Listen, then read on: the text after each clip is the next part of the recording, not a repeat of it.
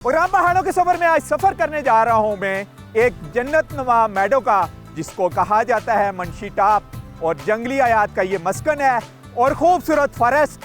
तो चलते हैं इस खूबसूरत वादी में।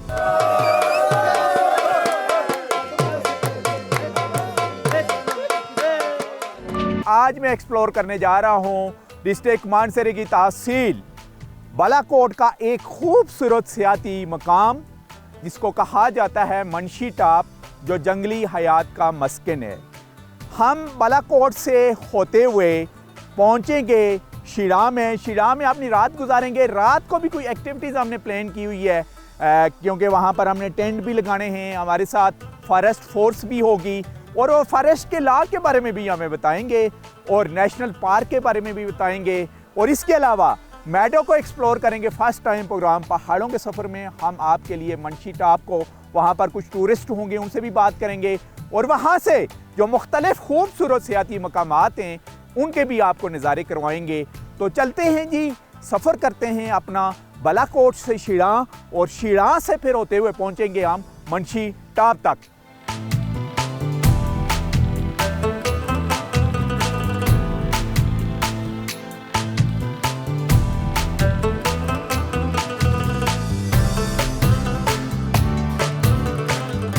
खैबर पख्तूनख्वा की जन्नत नज़ीर वादियों का लाजवाल हुस्न यहाँ पाए जाने वाले कुदरती जंगलात के मरहून मिन्नत है।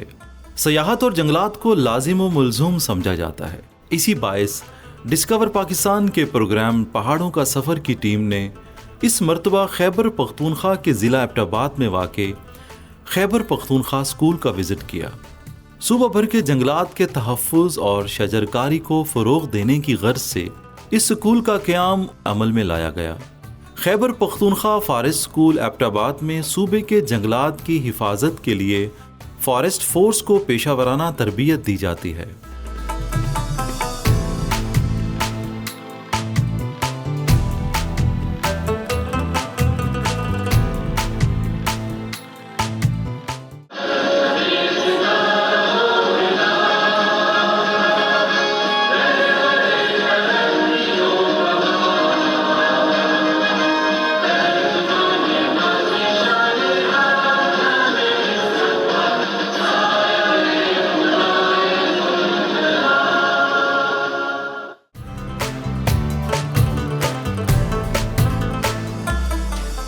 डिस्ट्रिक्ट एबटाबाद के एक मकाम के ऊपर इस वक्त मैं मौजूद हूँ। दम तोड़ थई इसको कहा जाता है, और ये खैबर पख्तूनख्वा का फॉरेस्ट स्कूल है जहाँ पर हम मौजूद हैं।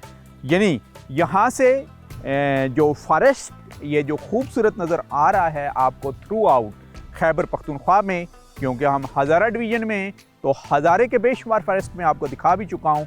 लेकिन इस स्कूल से ट्रेन होके जाते हैं ना सिर्फ फॉरेस्ट गार्ड बल्कि ऑफिसर भी।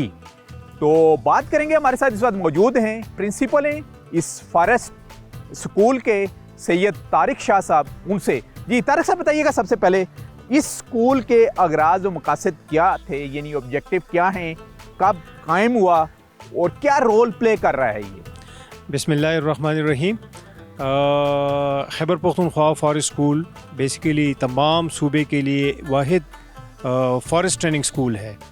यहाँ पर आप समझ लें कि पूरे सूबे से, ना सिर्फ सूबे से बल्कि खैबर पख्तूनख्वा के तमाम अजला से, फाटा से काफ़ी सारे ट्रेनीज़ यहाँ पर आते हैं। ये स्कूल को 1974 में इस्टेब्लिश किया। 1974 से लेके अब तक इससे तकरीबन लगभग 6000 से ज़्यादा ट्रेनीज़, फॉरेस्टर, फॉरेस्ट गार्ड्स और डिप्टी रेंजर्स यहाँ से पास आउट होकर ट्रेन होकर यहाँ से गए हैं। स्कूल के लोग हैं ये तमाम अजला में जाते हैं और मलकान में चले जाते हैं, हज़ारे में पोस्ट आउट हो जाते हैं, फाटा में पोस्ट आउट हो जाते हैं, सदर्न एरियाज़ में पोस्टिंग इनकी हो जाती है और ये लोग एज ए फोर्स वहाँ पर काम करते हैं। अच्छा तारिक साहब बताइएगा हमें कि किस किस कैटेगरी में यहाँ पर स्कूल में जो आपके ऑफिसर से लेके फॉरेस्ट गार्ड हैं वो ट्रेंड होते हैं, और उसकी ड्यूरेशन क्या है? यहाँ पर हमारे 3 मेजर कोर्सेज चल रहे हैं। एक कोर्स जो है वो हमारा फॉरेस्ट गार्ड्स का कोर्स होता है, ये पूरे 1 साल का होता है। ये 1 सितंबर से स्टार्ट होता है और 31 अगस्त तक ये चलता रहता है। इसके साथ एक दूसरा हमारा wild life mandatory regular course है, वो भी 1 साल का है। इसके बाद एक 3 महीने का एक और कोर्स है जिसको हम 3 मैंडेटरी कोर्स कहते हैं। उसमें हमारे जो लोग फॉरेस्टर से डिप्टी रेंजर प्रमोट होते हैं, ये बेसिकली 3 महीनों का कोर्स होता है और ये साल में 2 से 3 कोर्सेज हम कराते हैं। शहजाद आलम खान हैं जी हमारे साथ।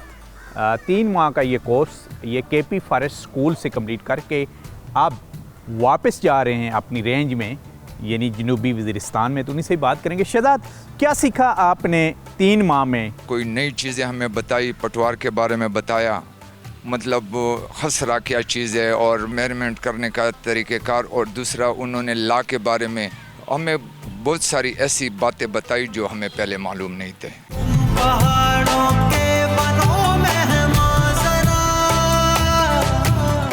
Team discover Pakistan Khyber Pakhtunkhwa forest school Abbottabad के दौरे के बाद फॉरेस्ट फोर्स के हमरा बरास्ता हज़ारा मोटरवे मरगज़ारों की सरजमीन मानसेहरा के इलाके बालाकोट के मशहूर सयाहती मकाम पारस पहुंची।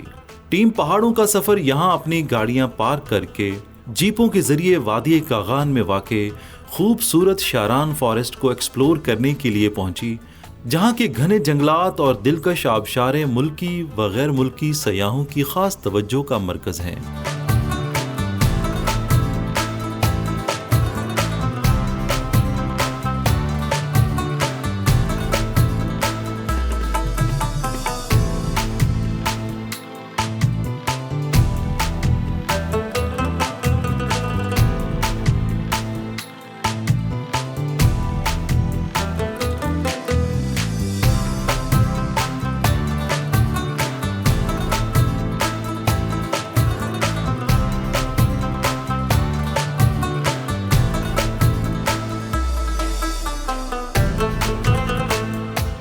इस वक्त हम शिरा में ही हैं और यहाँ पर खाना तैयार हो रहा है और अच्छी खासी क्योंकि जो फॉरेस्ट फोर्स के जवान हैं वो यहाँ पर पहुँचे हुए हैं और उन्हीं में से एक जवान खाना तैयार कर रहा है। उज़ैफ़ा इनका नाम है। उज़ैफ़ा, बताइएगा क्या कुछ तैयार कर रहे हैं आप?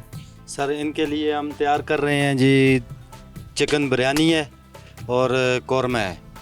चिकन बिरयानी जो है 30 से 35 बंदों के लिए तैयार कर रहे हैं और कौरमा जो है वो स्टाफ हमारा जो है उनके लिए तैयार कर रहे हैं। और कितना टाइम लगेगा, क्योंकि दिन के भी आई थिंक ये थ्रू आउट ट्रैवलिंग में रहे हैं? जी सर। और अभी भी 9 बज चुके हैं, 9 बज चुके हैं तकरीबन। असल में ये मसला ये है कि ये आग का मसला है, इसी वजह से तकरीबन 2 से 2.5 घंटे तकरीबन लग सकते हैं।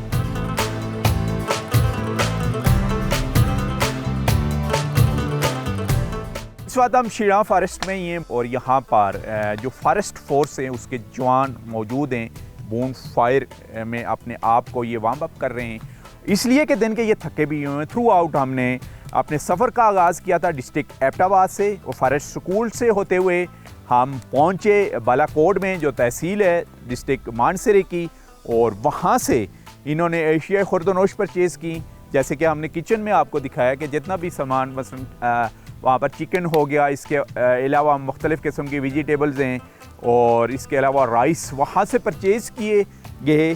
और तो उसके बाद थ्रू आउट जो व्हीकल थी हमारी, हमने उसको पारस में वहाँ पर किया पार्क और वहाँ से तकरीबन 7 जीपों के थ्रू ज़िग-ज़ैग रोड से होते हुए रात को हम पहुँचे हैं यहाँ शिरा में।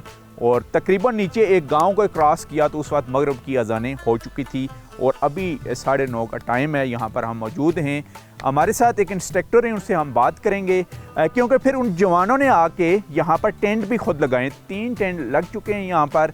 यासिर खान जदून ये इंस्ट्रक्टर हैं, इनसे हम बात करेंगे। यासिर, बताइएगा सबसे पहले टोटल कितनी तादाद है आपके फोर्स की और यहाँ जो टेंट लगाए हैं आपने, इसमें कितने लोग रात यहाँ स्पेंड करेंगे? 3 टेंट हम लगा चुके हैं। इसमें जो है 10 ट्रेनी फी टेंट रखेंगे और एक टेंट अभी मज़ीद ये जब ख़त्म हो जाएगी बून फायर एक और यहाँ पे लगा देंगे और इस तरह हम 10 फी टेंट के हिसाब से इनकी कैपेसिटी बन जाएगी। ये रात को टेंट में स्टे करेंगे। स्लीपिंग बैग इनके पास मौजूद है। हमारा जो स्टाफ है, जो मेस स्टाफ आप पहले जिक्र कर चुके हैं, वो इनके लिए डिनर का इंतज़ाम करेंगे। ये डिनर करके रात को आराम करेंगे इन्हीं टेंटों में। इंशाअल्लाह सुबह नमाज के बाद हम नाश्ता करेंगे और उसके बाद हम जो हमारी फर्दर एक्टिविटीज़ है वो शुरू करेंगे। अच्छा, फर्दर एक्टिविटीज़ आपकी क्या क्या हैं? प्लान आपने क्या कुछ किया हुआ है? फॉरेस्ट है, moist temperate forest, dry temperate forest. इसमें मौजूद जितनी स्पीशीज़ है इनकी आइडेंटिफिकेशन करेंगे, इनकी मेजरमेंट करेंगे। फिर इसके अंदर जो कोनीफर स्पीशीज़ है वो कौन कौन सी हैं, जो हमारी दूर ब्रॉड लीफ स्पीशीज़ है उसको आइडेंटिफाई करके इनको बताएंगे। क्योंकि ये पूरे केपी के लोग हैं, सदर्न जोन के जो लोग हैं, उनको इस स्पीशी का इतना इल्म नहीं होता। ये जो मकामी लोग हैं उनको पता होता है।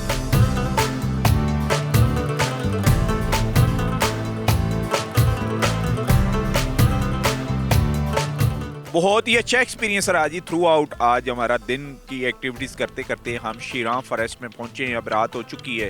यहाँ अब रात का खाना हम सर्व कर रहे हैं और सुबह होते ही इंशाल्लाह हम लेके जाएंगे आपको ऊपर टॉप पर।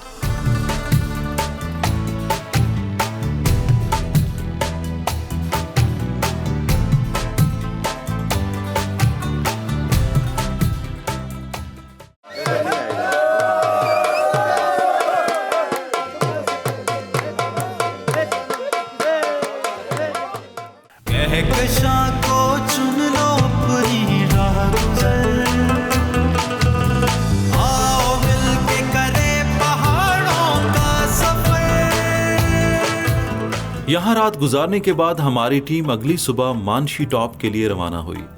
मानशी टॉप तक जाने के लिए सयाहों को गाइड की जरूरत पड़ती है, क्योंकि यहाँ का जंगल बहुत से ट्रैक्स पर मुश्तमिल है।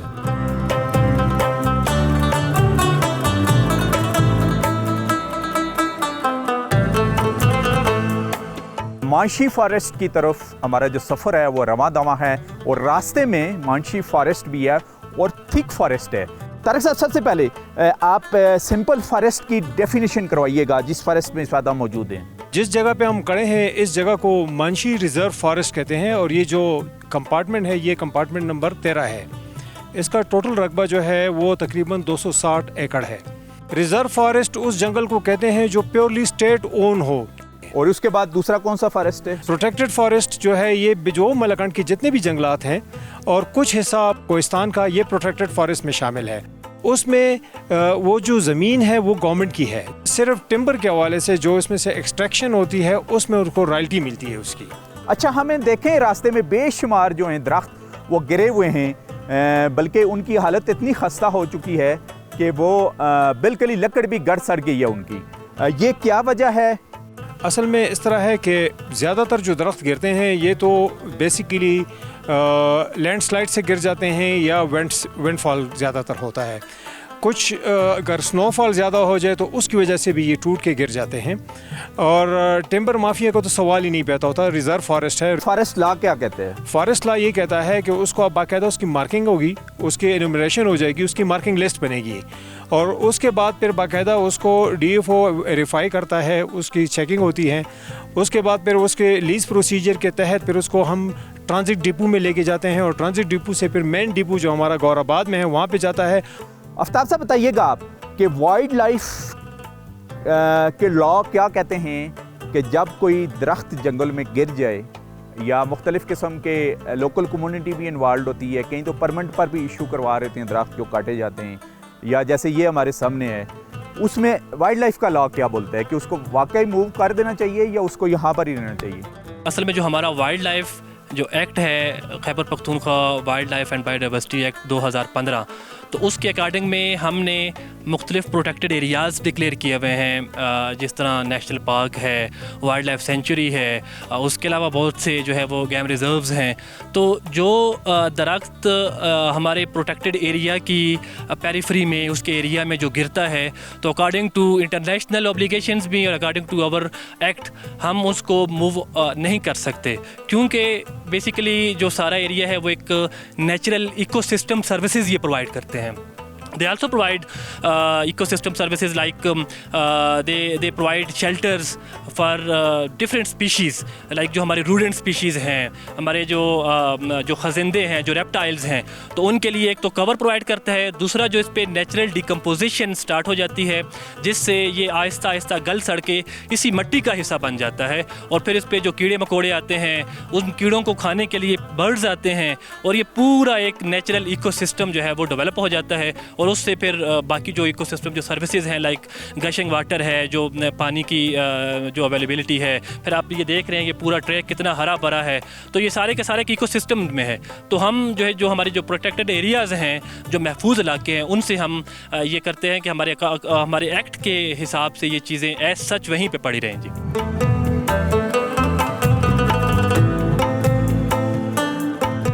मानशी रिजर्व फॉरेस्ट के अंदर खैबर पख्तूनख्वा और वाइल्ड लाइफ डिपार्टमेंट के ज़ेरे इंतज़ाम वसी व अरीज़ इलाके में जंगली हयात का मस्कन मानशी वाइल्ड लाइफ सेंचुरी मौजूद है, जो वादी कागान में दरिया कुनहार के मशरकी किनारे पर पारस गांव से तकरीबन 12 किलोमीटर शुमाल में वाक़ है।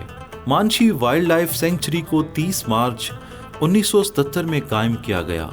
इसका कुल रकबा 2321 हेक्टर पर मुहित है और इसकी बुलंदी 8284 मीटर है।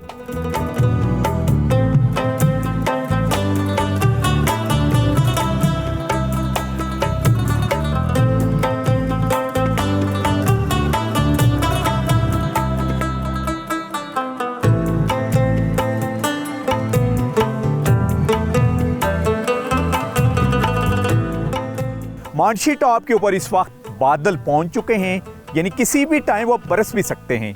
इसकी खूबसूरती में इन बादलों ने 4 गुना और इजाफा किया है। मौजूद हैं हमारे साथ हाइकर हैं असद स्वाति साहब वो, और इनके साथ वाइल्ड लाइफ के ऑफिसर हैं, उनसे भी बात करेंगे। असद स्वाति साहब बताइएगा ज़रा, माशाल्लाह क्या खूबसूरत मेडो।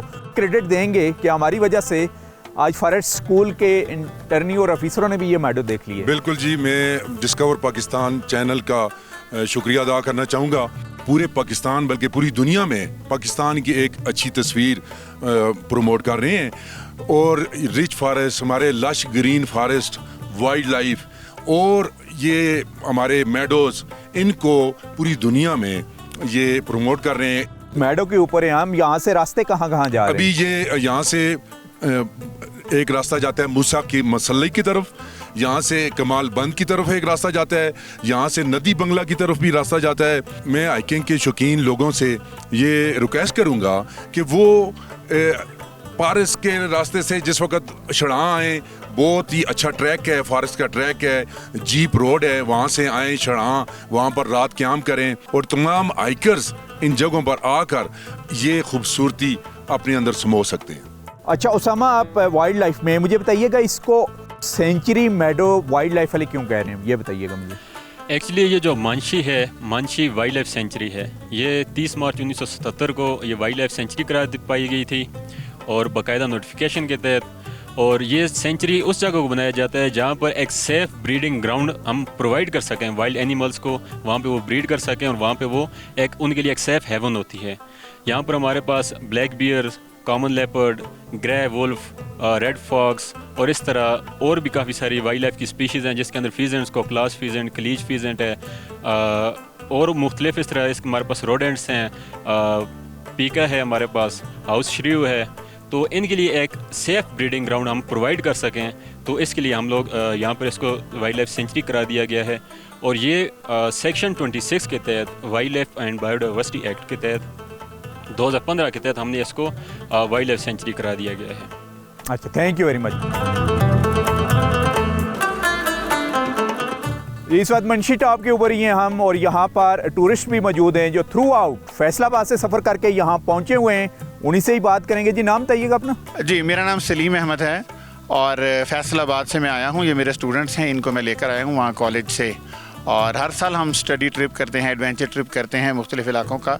शुमाली इलाका जात में हम मुख्तलिफ़ इलाकों में जाते हैं, हाइकिंग भी होती है। इस मेडो के बारे में बताएं जिसके ऊपर आप पहुँचे हुए हैं। किससे सुना आपने मानशी टॉप का, और किन किन रास्तों से होते हुए यहाँ पहुँचे हैं आप? जी, मैंने अपने यूथ में मानशी टॉप का जो हाइकिंग है जो की हुई है, अब मेरे चूँकि स्टूडेंट्स का टाइम था इसलिए फिर मैं इनको लेकर आया हूँ यहाँ पर।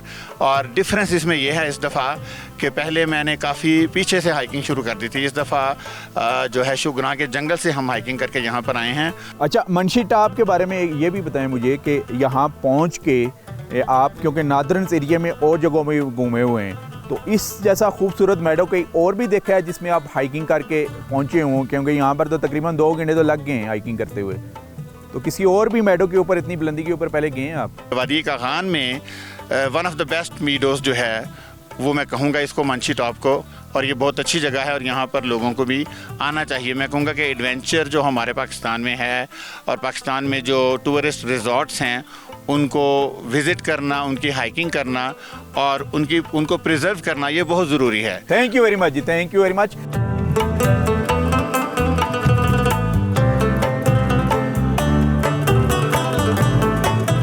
प्रोग्राम पहाड़ों के सफर में आज का हमारा सफर था डिस्ट्रिक्ट मानसरा की तहसील बालाकोट का एक खूबसूरत मेडो जिसको मंशी टॉप कहा जाता है।